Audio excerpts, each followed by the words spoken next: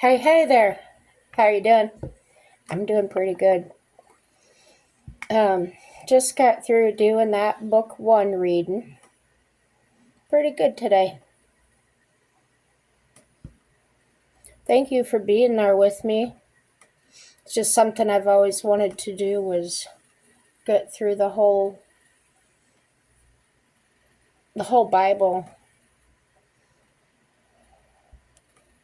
cover to cover, and you guys have inspired me just by being here to do that. Just 9 chapters at a time or 9 verses at a time.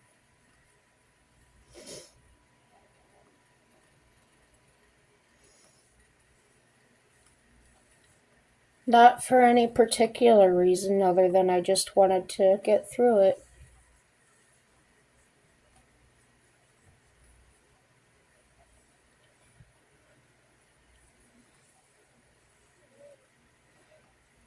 Feel free to share your stories on there. They don't necessarily have to be about God or you know, it's whatever. Everything's good. Um I was reflecting on some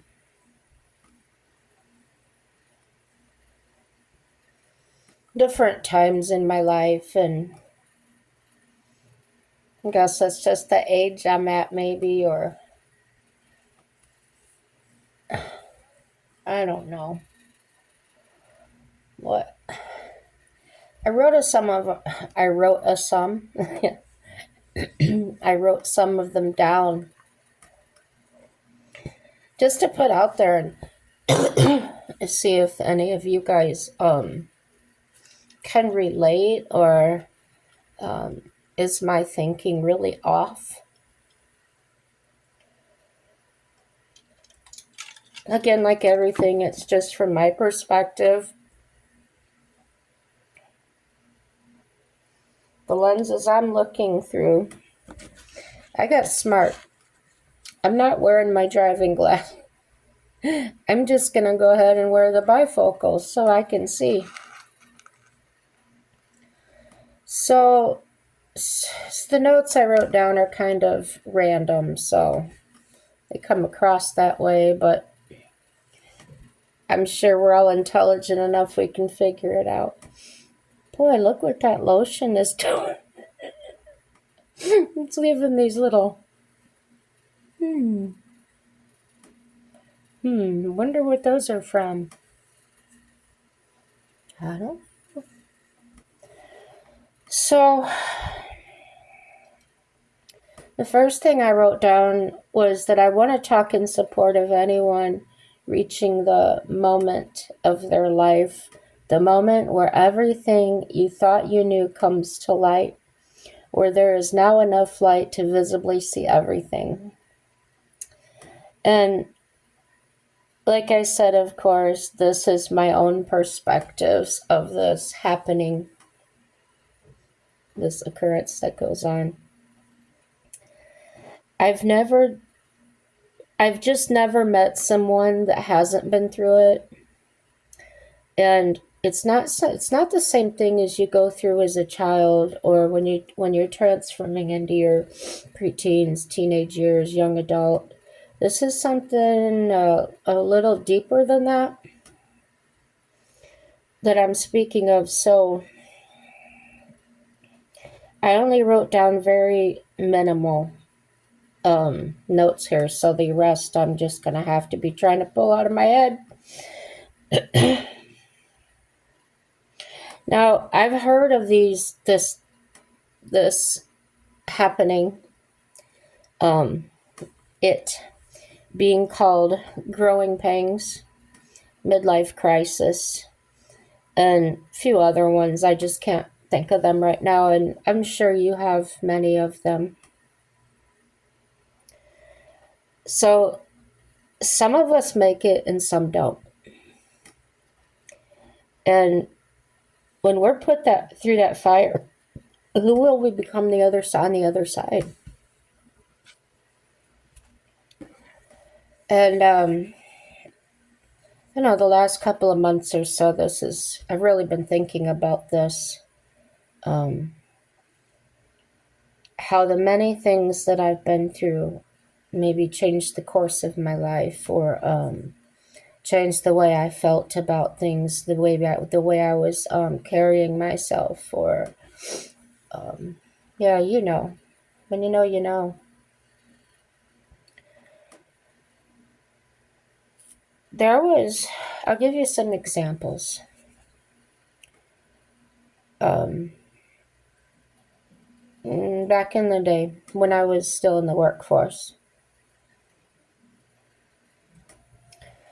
I would buy horses, train them up for kids or adults that, wanted a safe horse.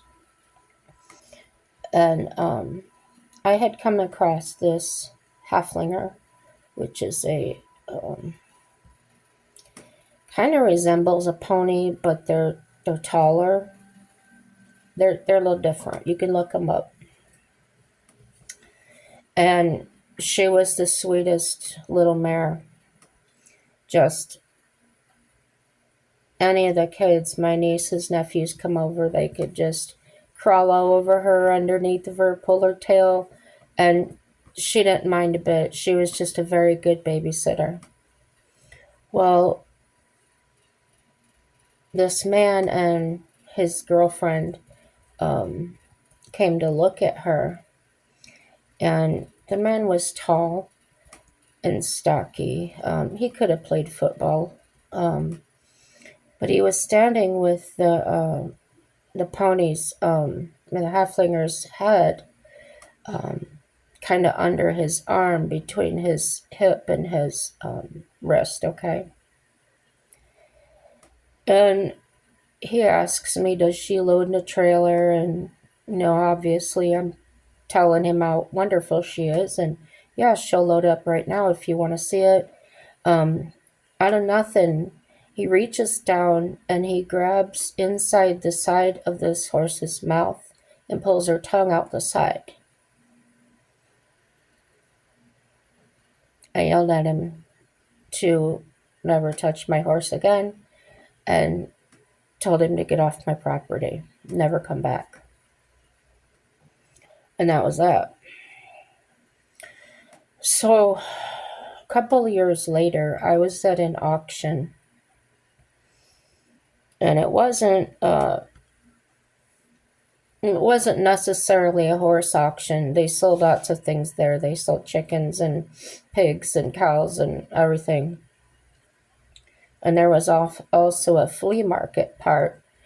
And I was walking around the flea market. My dad was tired. I was there with my dad. He had sat down because he was just tired. So I was on my way back through the flea market, and I was kind of looking for him, just kind of wandering around. And that man, I ran into that man that had um, harmed my horse. And I'll say he didn't really hurt her, but mistreated her. And he walks straight up to me, and he can't apologize enough for what he did. And I didn't remember him, but he sure recognized me, and he remembered me, and he remembered what he'd done, and he felt very bad about it at this point. So I told him, I'm sorry, I don't know who you are. And then he told me what he had done, and I just forgave him. I said, well, she went to a good home anyway, and it's fine. So I turned to walk away, and he kind of gets over and steps in front of me a little bit, like he wasn't done talking to me. And I said, I'm kind of looking for my dad. And he says, oh, your dad's sitting over there. Well, I don't know how he knew who my dad was, but he was right. He was sitting right over there. And he starts going on and telling me the story about after that happened, how he had went through some serious health problems. He almost died, and it sounded pretty horrific. Um, and I just stood there listening to him. And he was practically in tears by the time he was done telling me all of this. And I said, "Can I touch you for a moment?" And he says, "Well, yeah." So I reached up and put my hand on top of his shoulder. And I said, "I've already forgiven you. And it'll be all right." I said, "She wasn't hurt." I said, "I just didn't want her treated that way." And he did begin sobbing. And it took me aback because this man that had been so, I don't know, so macho, so like he was going to dominate this small animal or whatever he was, had been humbled to that point. The important thing is, I didn't have to do anything to make that happen. Um, I didn't allow it to happen. I didn't let it continue. I asked him to leave. I did not yell and scream and holler at him. And when he was gone, that was it, and that was that. So between the time that had happened and the time that I had met back up with him by chance, he had evidently been through something pretty horrific, pretty major. I say it as he was put through the fire. And we're all changed by that fire, aren't we? Whether and sometimes we make it and sometimes we don't. And what that means to me is that when we're being cast into that fire, it's molding us, it's shaping us into the person that we are becoming. Um, those that don't make it,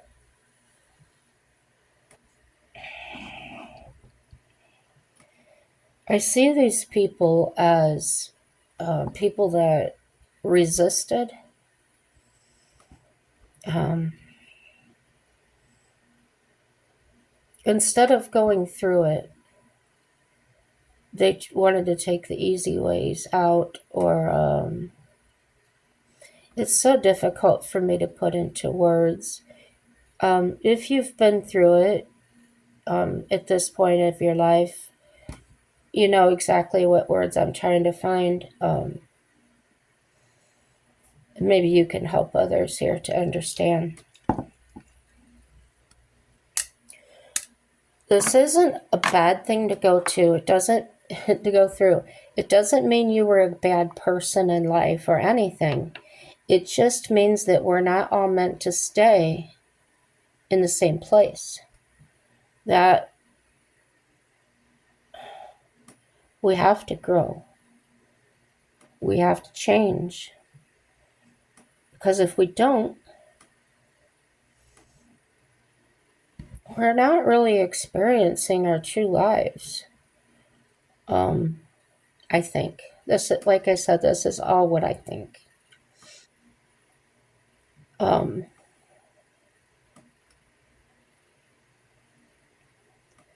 if I were to retain the thoughts and ideals that I had when I was 10 years old and take that amount of experience, that amount of knowledge that I had into my 20s, How far would I have gotten?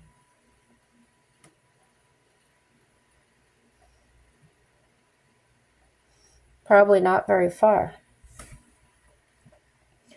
Because at 10 years old, I didn't know enough about life. I didn't know how to take care of myself. There was a lot of things that I hadn't seen yet, experienced yet. And so that's what our parents are supposed to be there for, is to help us grow up into productive members of society and be able to have some kind of work ethic. And yeah.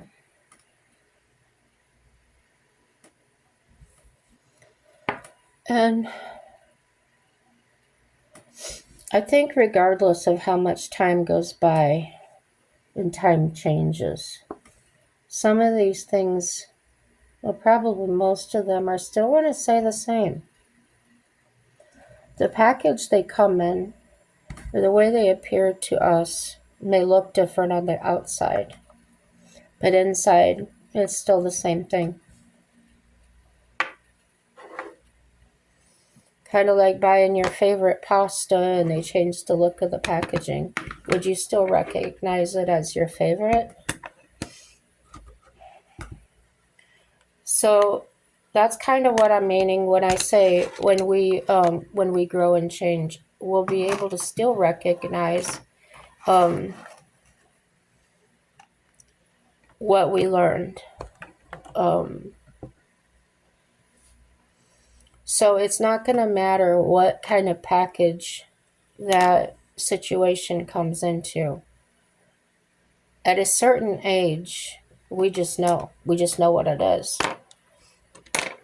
It may involve different people, a different set of characters. It may be a different situation, type of situation, but our experience, our life lessons have taught us enough to know exactly what those situations look like. And hopefully we've learned and we're not going back and making the same mistakes over and over and over again. So,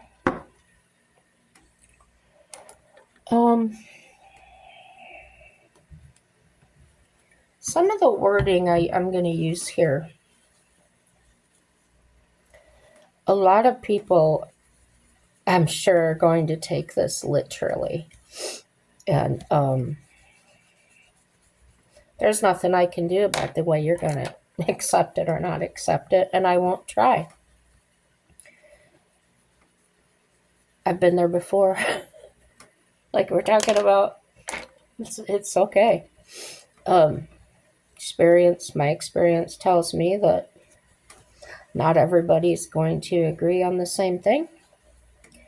And you can't really argue with what a person thinks. I mean, you can argue, but it's not going to do any good most of the time.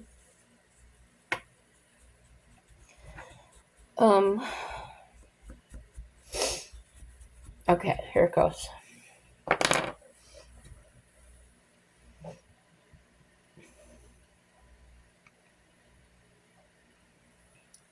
I'll use my nephew as an example. This isn't a real life scenario. This this didn't happen, but I have to have something as an example. So,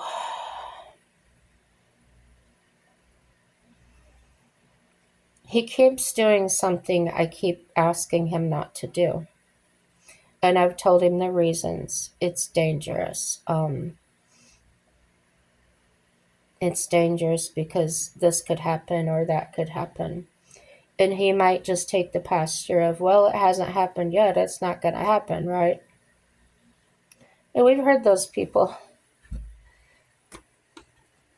We've heard those people. So,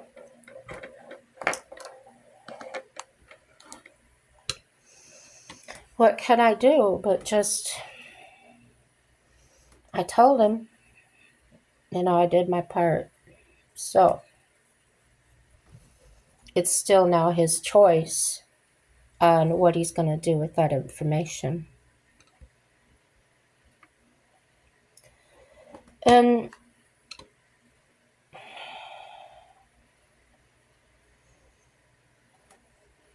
here's what I think you won't like me saying. He'll either make it or he won't.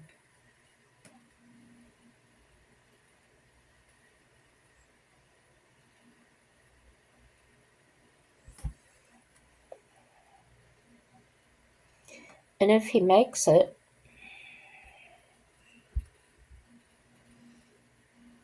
hopefully he learned a valuable lesson.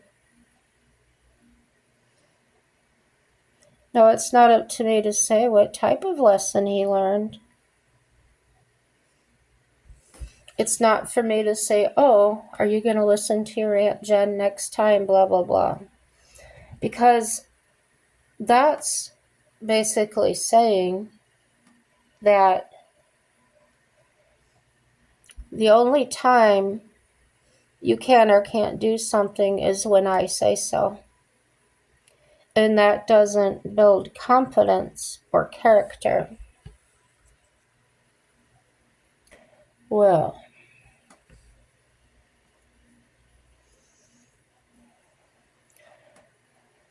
the next time I see him,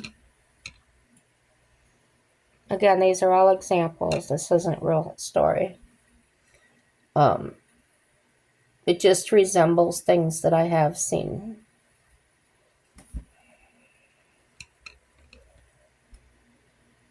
The next time I see him, he's telling his friend, oh, don't do that. And the friend is like, oh, why? Come on, we do it all the time. And he could say, because last time I got hurt doing it. Or he could say, my Aunt Jen told me not to do that and I didn't listen, so I got hurt, so you better listen to me. Okay. However it is, the person needs to learn for themselves. Okay. Now, there are some people that no matter what it is, if they're told to do something or not do something, they don't even question it. They just don't do it. So those kind of people, they do as they're told, but they've never found out the reason.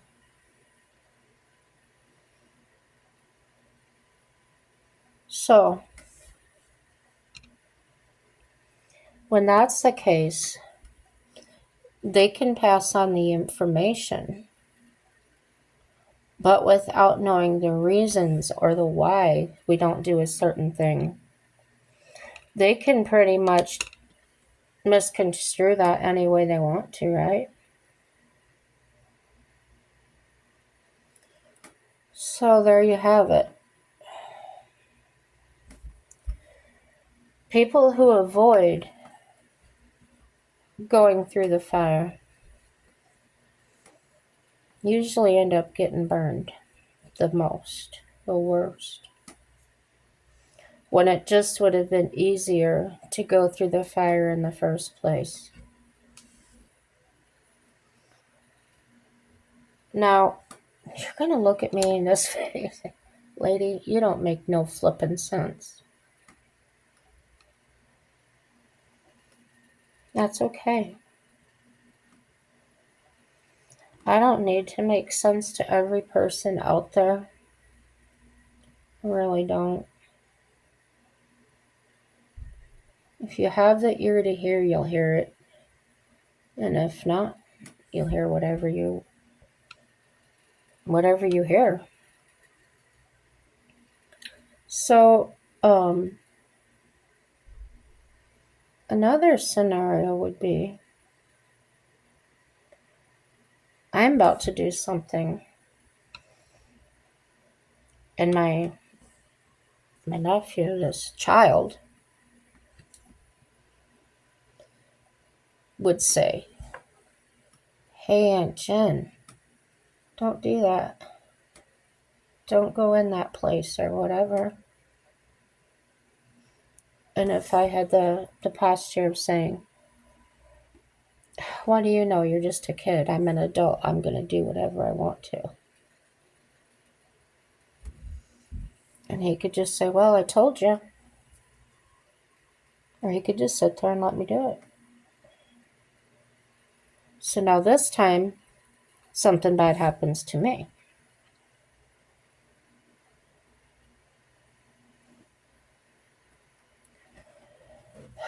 And so I learned something. I learned two things. One, not to do that again. And two, that even though he's a child, he has a little bit of wisdom in there. He has wisdom for his age, where he's at in life, right? So in that way, I feel there needs to be, I feel like we should listen to each other, use our judgment or our discernment. And if you really don't know if what that child is telling you is plausible or not, sit back and look at the actual situation. Don't let the thought of, "Oh, you're a kid, what do you know?" come into your mind. Because if you are saying, "What would you know?" you may find that you can actually get the answer to that question yourself without belittling that child. And this is how I would handle it. Well, how I did handle it when certain things would come up. Not this situation, but different things. Okay. Aunt Jen, don't do that. Why?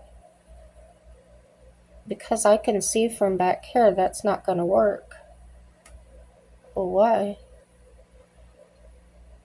But see, because he asked me to stop, I stopped doing what I was doing because he could have seen something that was going to be dangerous or break or whatever. But with children, you don't know when they're just messing with you. So, by investigating, by asking more questions, you could generally find out pretty quickly if they're just playing a game or if they're really being sincere and want to tell you what to really show you. So, so in this case, let's say I was screwing a picture frame together or something, and my nephew was sitting a few feet away. I say, "No, Aunt Jen, don't do that." Put my hands up. Okay, what's going on? Now, he would probably jump in and say, "Oh, where you were doing that at, it was going to crack. You had the glass wasn't put in the frame just right," or, whatever. And so in that case, because I listened, it averted some damage. So, as a child myself,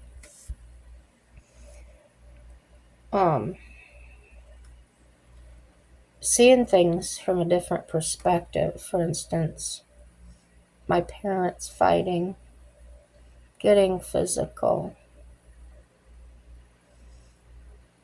the responsibility of my siblings being thrown onto me.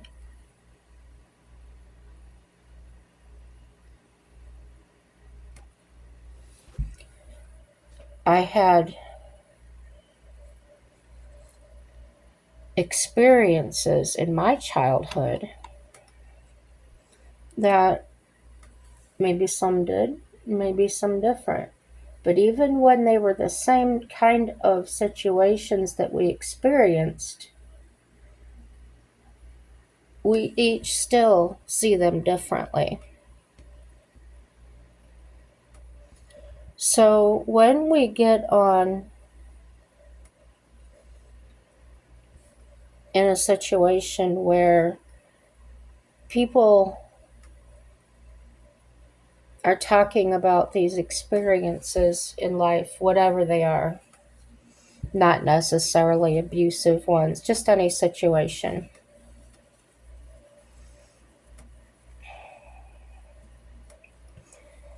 They went through it themselves, they experienced it in their own way. So, it is not my place to tell them whether what they experienced was the way it was or not. But unfortunately, I see a lot of that going on here where people are really unhealed. They haven't figured out how to deal with their own pain.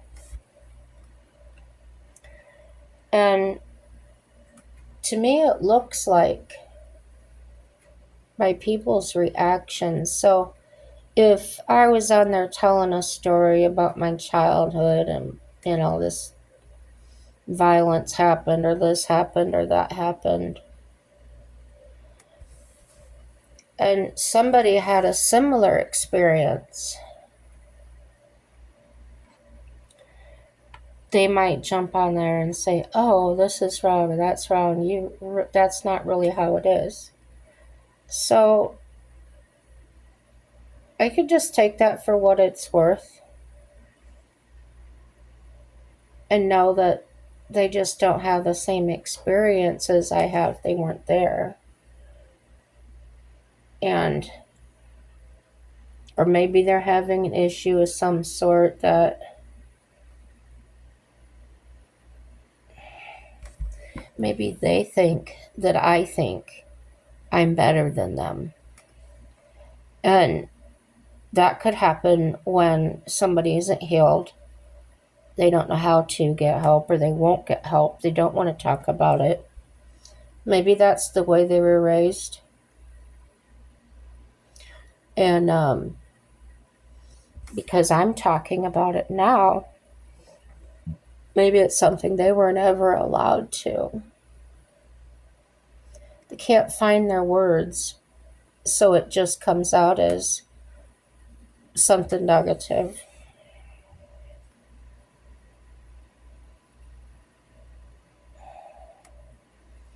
And at the same time, we can't look at these people and just say, "Oh, well, they're hurting," or because we don't know that to be true. Maybe they just truly don't want to hear it. They can't relate to someone that's not strong enough. Well, I shouldn't say not strong enough because that's not accurate either. They're just handling it in a different way. And it's true, some people that have never been through anything like that, they truly cannot, they don't get it. Things in their life that have come up, they've been able to just get up, go on like nothing happened. Everybody deals with everything their own way. So, one thing I've noticed that will just get under my skin and just really irk me off, makes me grit my teeth and go, "Ooh." And this is so dumb. But if someone is talking about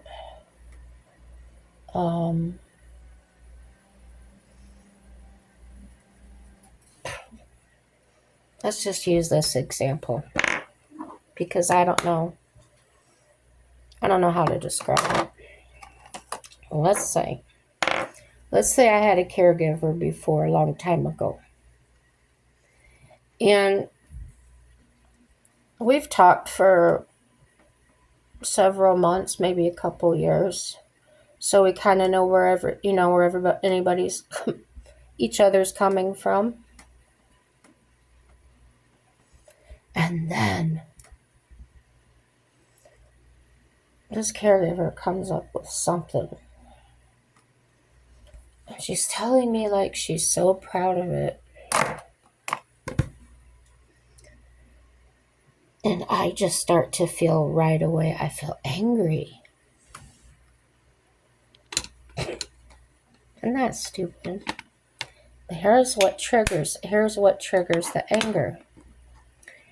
It's something that I have been through maybe more than once, probably more than once. I know how that ends. So,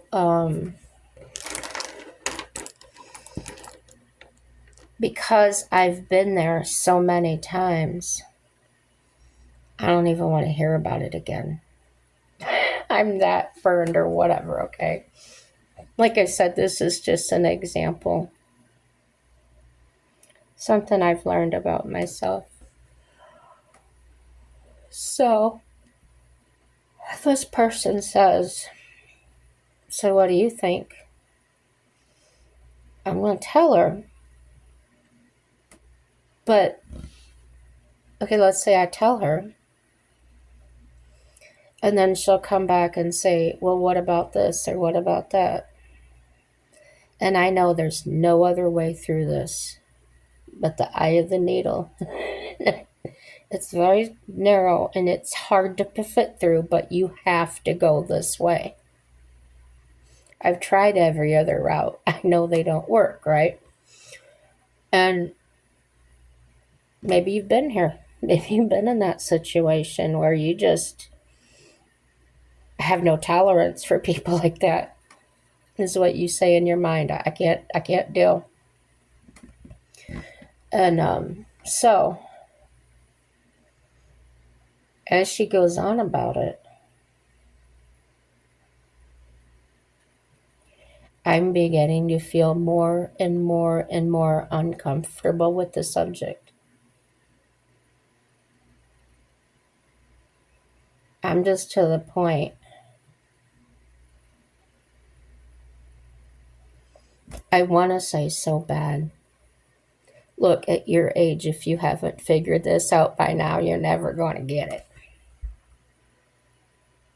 But that's not truth. That's not what's true for this person.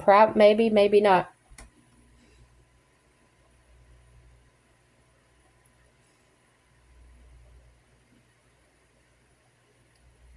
So I have to remind myself, hey, when you were going through it, how would you have felt if somebody was telling you, oh, you should already know that, all right, this, you got to think of it that way. You don't know yet. They don't know yet. Okay.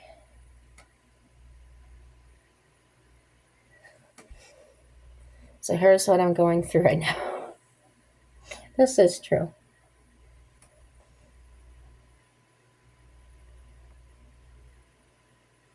Because of the medical stuff that I have to go through, that I am going through, there are certain things that I must do.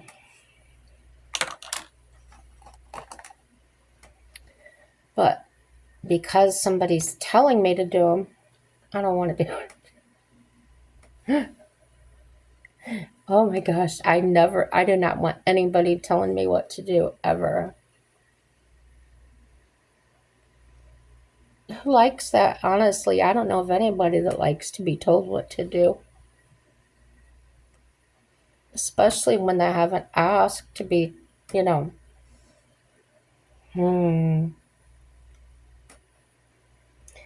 So, as I said in a video, I think it might have been yesterday, I have to remind myself that these are people that care about me. These are people that want to see me succeed. And even though I don't want to hear it, they have to tell me. They have to. I'm sure they're not enjoying it either, because they've got their own lives to lead, and, you know. But even though I know all this, it's still so difficult. It's such a challenge for me. Here's the kicker.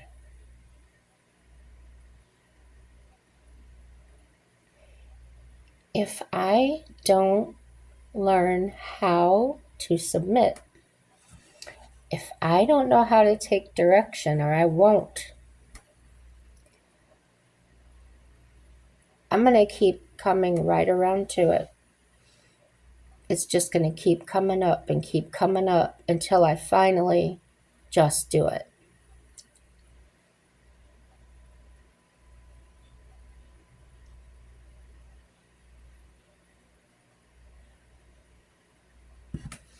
And I know this. I know this. I know this. I know this because it's been done my whole life. I just ball up and I don't want to do it. Why don't I want to do it? Oh, just because you told me to. I just laugh at myself.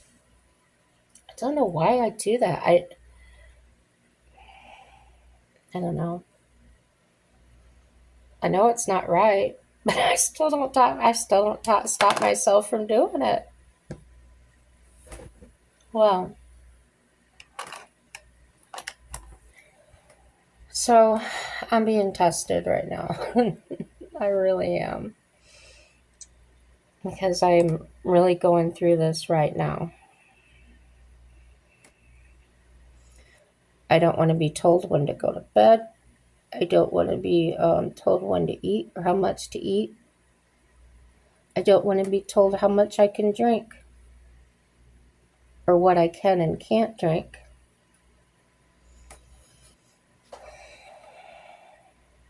I don't want to.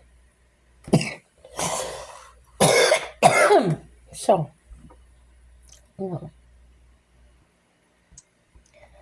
But in the end of the day,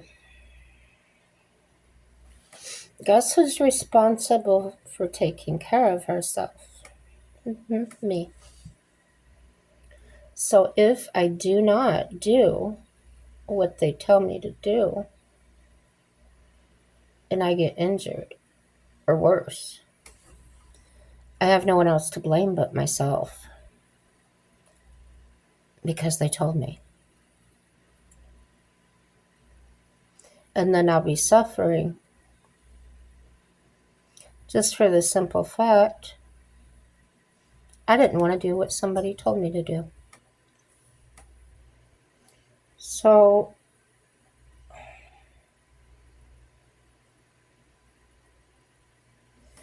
experience has taught me in life, and these weren't the good kind of experiences. But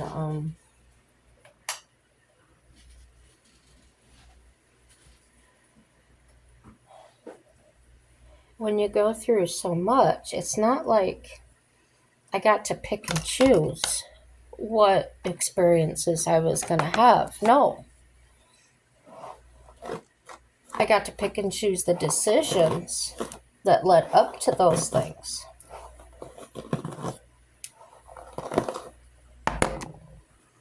But that's all I had control over, my own actions. So, gosh, when when I went through some pretty horrific things in my life,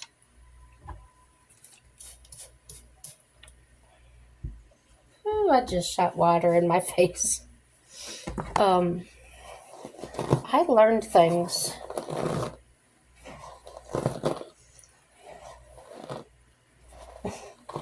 I got extra credit.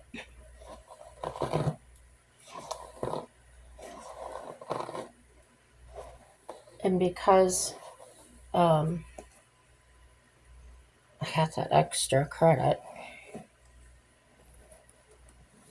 I actually found more out than I probably should have. And that's probably what could have contributed to the problems. What most likely did contribute to the problems I've had emotionally and things. So I kind of feel like I'm talking in circles, and I know I'm not, and I know this is probably going to make sense to somebody. So the best way to explain why that happens is because when you've been through traumatic experiences, your brain processes things differently. So as I'm trying to explain things, and the reason it jumps around is because there's blank spots. Maybe there's something that I've repressed or blocked out because of one reason or another. So I'll talk in circles, um, and that's one reason I encourage everybody to get a therapist or somebody to talk to, because they can help you keep track of what you said the last time and keep you moving forward into the next thought instead of getting stuck or dwelling in a certain spot in your memory bank too long. Um, so, yeah, I do like to say that a lot, forward motion, because I could get stuck in a minute, get stuck in neutral, not going forward or back. So,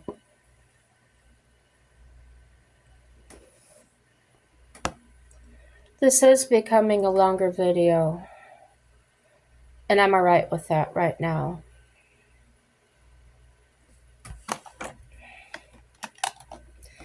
Um, I paused the video because I wasn't sure if I was going to share this or not. And after much consideration, I thought that I am in a place that I could handle backlash if this came back on me and somebody was trying to hurt me with it. Um, I feel that I am healed enough that I could handle it. So,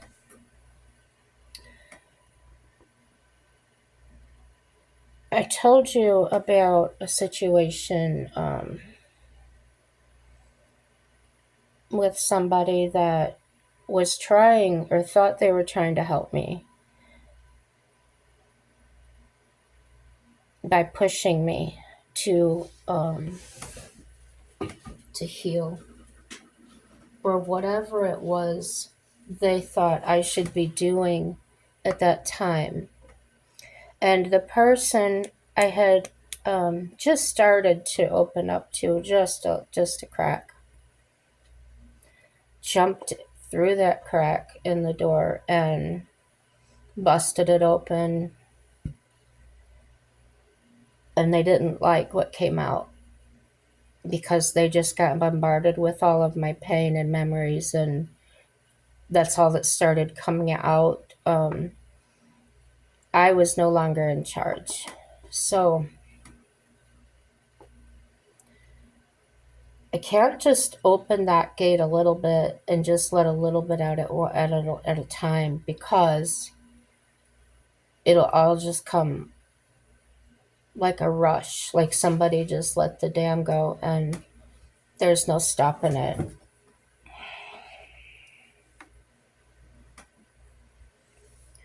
There's 52 years,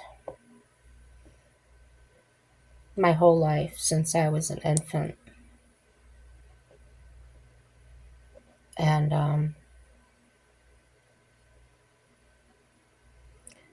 you can't you can't tell somebody to get over it.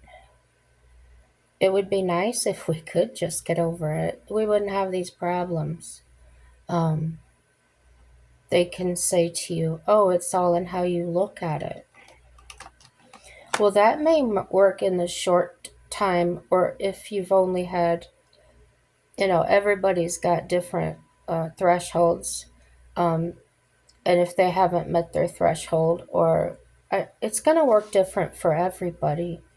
So even though we mean well and we don't like to see our loved ones suffer this way,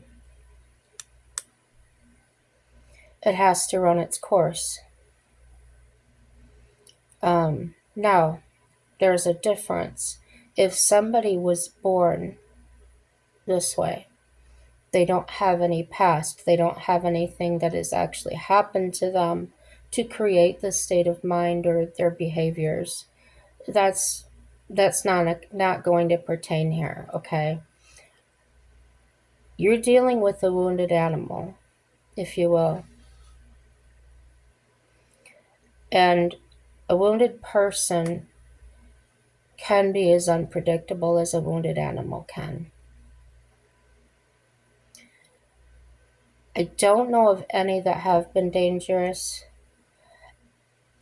I don't think I would be dangerous to another human unless it was the one that tried to unalive me. I don't know what I would do in that situation.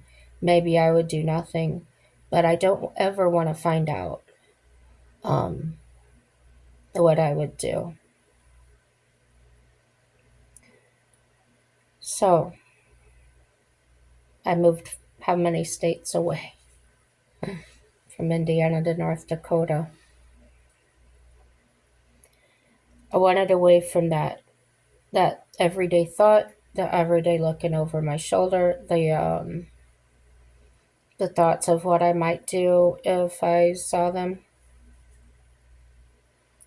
So getting out of that scenario did lessen the constant thoughts replaying in my mind.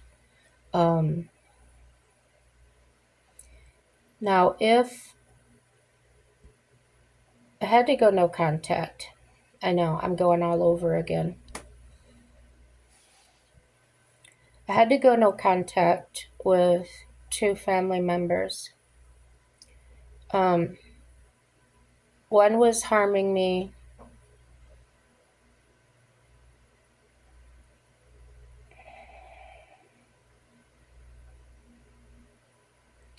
There was physical abuse from the time I was very small by this woman. She's also a narcissistic personality, so there was a lot of gaslighting, which I didn't know this at the time. So it's not like you can sit there and tell people or make excuses for the way you're acting and say, "Oh, I'm like this because so and so treated me that way." No, it doesn't work that way. Don't try and self diagnose because you're probably wrong. If you truly are having problems, seek help. And not your friends, and not the internet, not Google, not Facebook. Um, just go seek some help. I found out when I was being put through the fire that I could not share what I was going through with anybody because I ended up hurting myself more than if I had just gone and got some help and dealt with things as they came up. So when things are coming at you fast and you're trying to store them away as fast as you can, um, it's like imagine this whole wall full of these cubes, and you're throwing things into them as fast as they're coming in. There's no order, there's no organization, because they're coming at you so fast. Normally in life, things come in at a steady rate that you can manage them. And then in some people, they rely on that so heavily that if something does throw that off, they're done. They're fine all up their whole life until that moment, and then everything's wrong. I worked with a woman that her eyes squinted. She was always doing this, tapping on her head. And I sensed that she was mentally ill, but I didn't know I didn't know how. Um, the way her body mannerisms were, I didn't think she would be a person that I could ask that she may not know or be with it enough. I was very uncomfortable around her because of the way her mannerisms were. And this was at a convenience store, a fuel station. So um, I was always watching. Can she handle this? Because she always looked so strained and so like she really had a hard time focusing.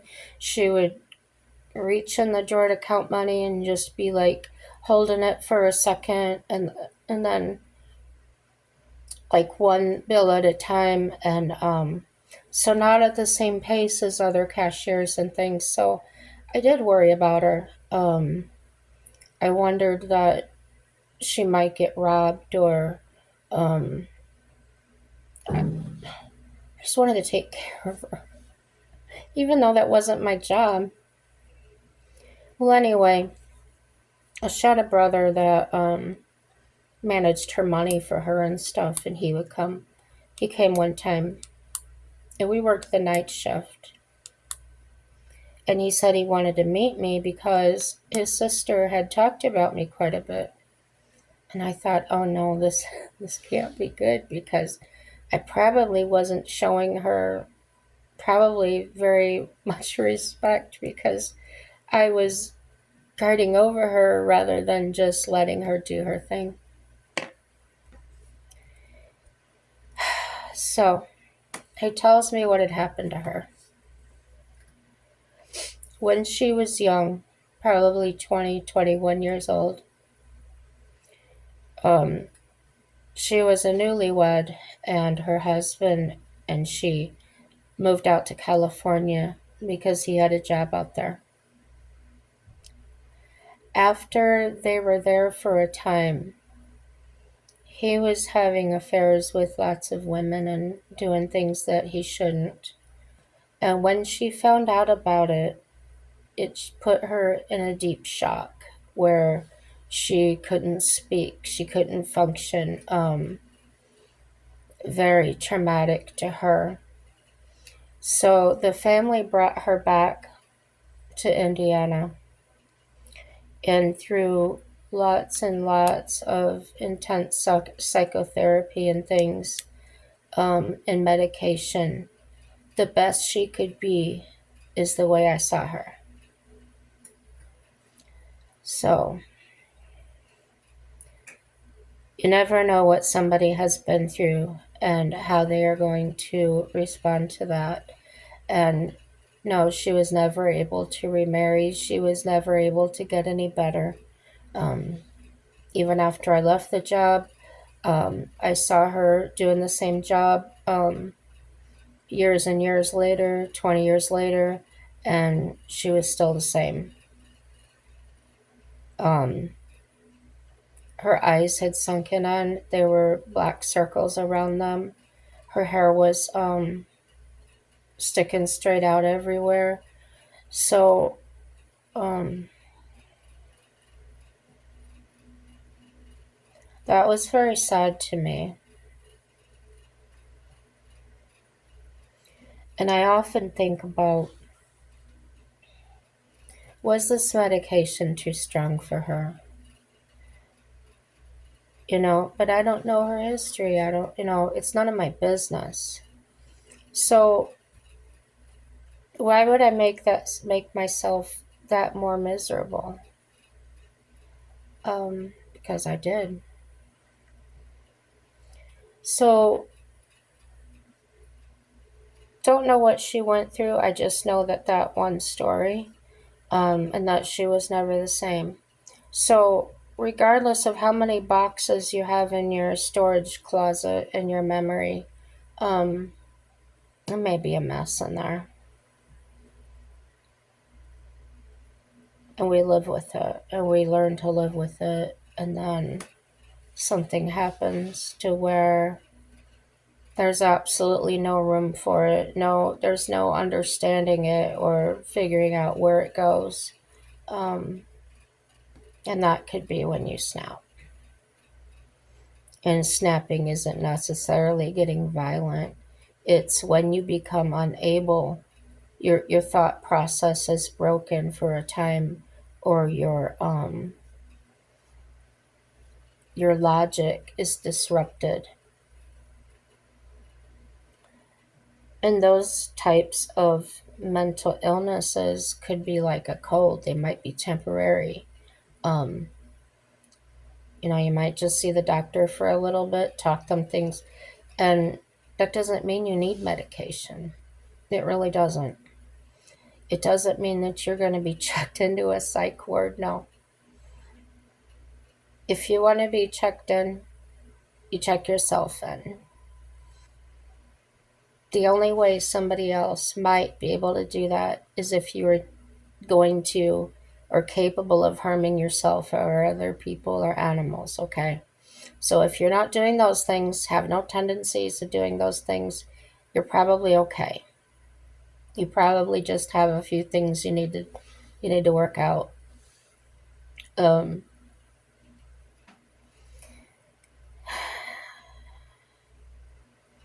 we need to learn. Many of us have learned this already. Um, they're just not talking about it. Sometimes you got to treat people better than you treat yourself. Um, I know it's hard. It's so hard to watch. I get angry watching these people climbing the wall, and geez, why don't they just stay over there? Why don't they? They can see border patrol right on the other side. Why do they try? Well, we're human. They're pushing the boundaries. They're pushing to see what they can get away with. No, they don't have anything better to do, evidently. Um, it's a challenge to them. Oh, yeah, put up this fence and see what I do. And we can see that, most of us can see that from afar and recognize that for what it is. But what these people aren't aware of is that not all of us have such a sense of humor about it. And putting it on YouTube, putting it in the news, it's more or less, to me, could seem like an advertisement of, look what's happening, come do something about it. Because there's people that actually think that way. There's a problem, I gotta go solve it. They're not handling it. So if I want it done, I have to do it myself. I want it done right, I gotta do it myself. Um, Please don't be one of those people. I I get angry. I really do if I watch that stuff. My heart starts pounding and my blood pressure goes up, and I feel those same things. I feel that little bit of, gosh, just knock them off there. Use those You know, those bean bags they can fire at people. It's like, dang, just pluck them off of that fence. It's a good thing I'm not in charge of that. I wouldn't want to unalive someone, but I might want to see them get knocked down. And the ones, that's when I saw this woman, she dug a hole under the fence in the sand and she pushed her baby through. Well, not infant type baby, but a young child. And then she crawled through, and her little fat butt couldn't hardly squeeze under the fence. And I was just laughing because the Border Patrol was right on the other side, just standing there waiting to grab her.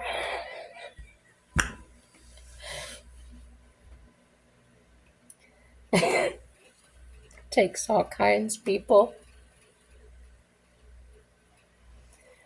So then they grabbed them all up. You know, they're waiting on the other side of the fence, and they grab them all up. Then they process them, and then they put them in chains, and they walk them right to the airplane, right to the charter buses, and away they go. And it goes round and round.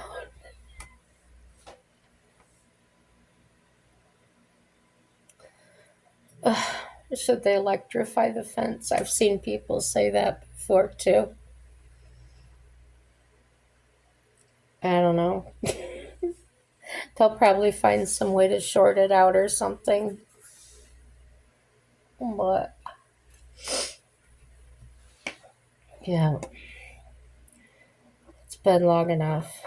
But I'm having fun talking, even though this video probably didn't make a lick of sense to anybody. Yeah, it's all good, guys. Happy day.